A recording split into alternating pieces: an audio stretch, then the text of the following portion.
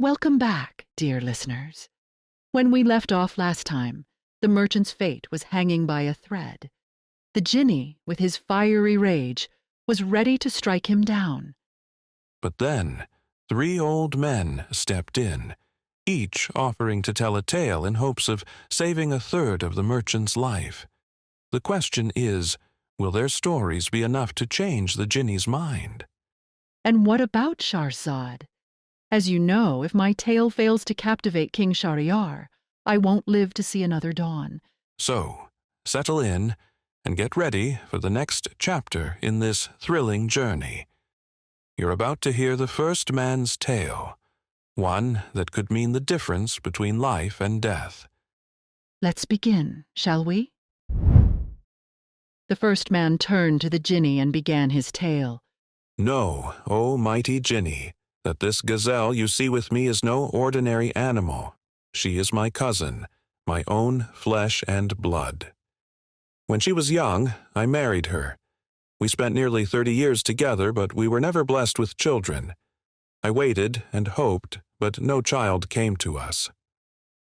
He paused for a moment, his voice tinged with both sadness and fondness. So I married to another woman. She brought me what I had longed for, a son. He was perfect in every way, as bright as a full moon, with shining eyes, beautiful features, and a grace that made him seem almost otherworldly. My son grew little by little, tall and strong. By the time he was 15, he was everything I had dreamed of, bright, capable, and ready to step into adulthood. But then, I had to travel to some faraway cities. I packed up a great store of goods and set out on my journey, trusting that all would be well in my absence.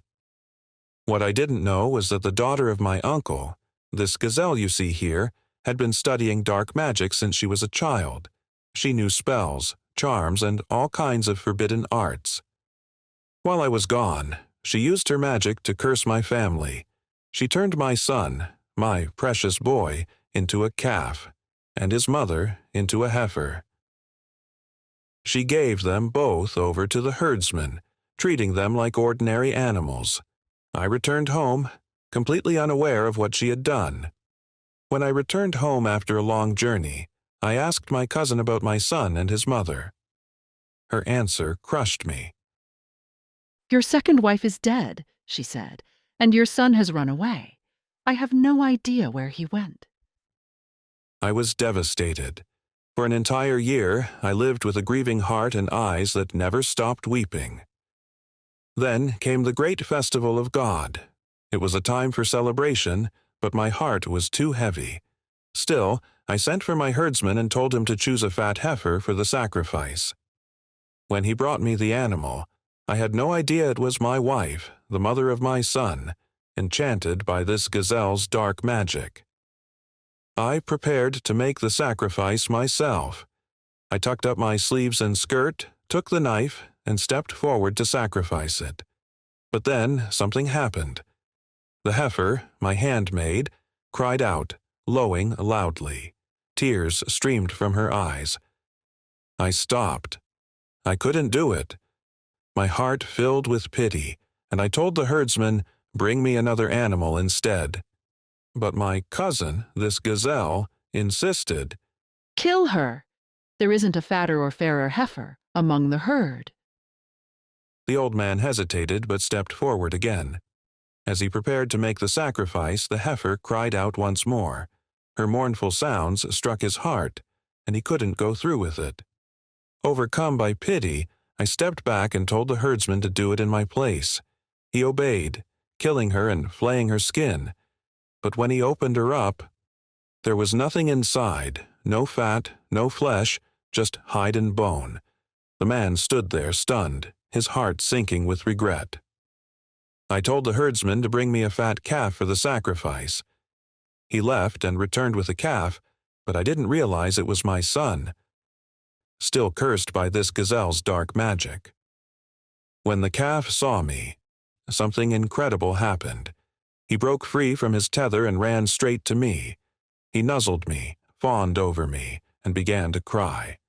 Tears streamed down his face, and I felt my heart breaking.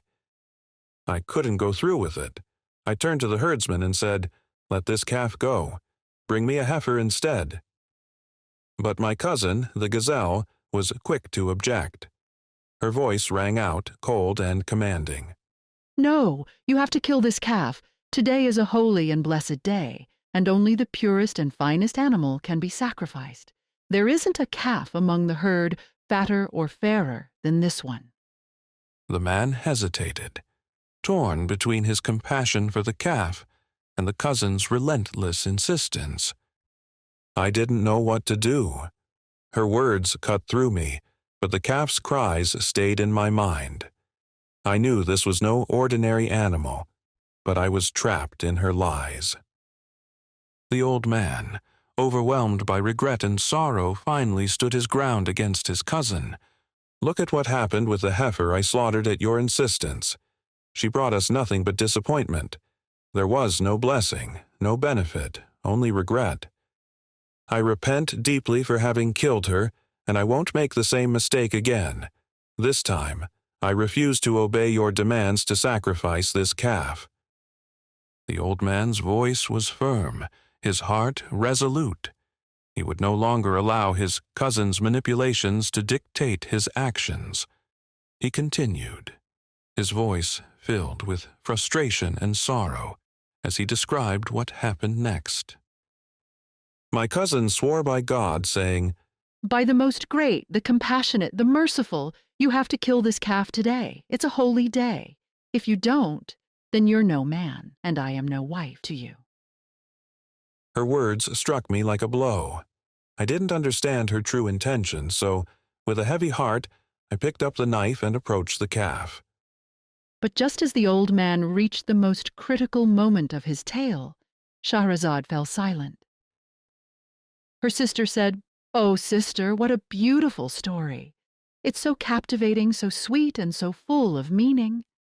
"Ah, dear sister, this is nothing compared to what I could tell you tomorrow night, if I live, and if the king allows me to see another night." The king left Shahrazad and went to his audience hall, where his ministers and officials awaited him. Among them was the wazir, Shahrazad's father, who carried her shroud under his arm, prepared for the worst.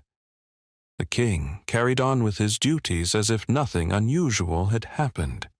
He issued orders, promoted some, deposed others, and managed the affairs of the kingdom until the day was done.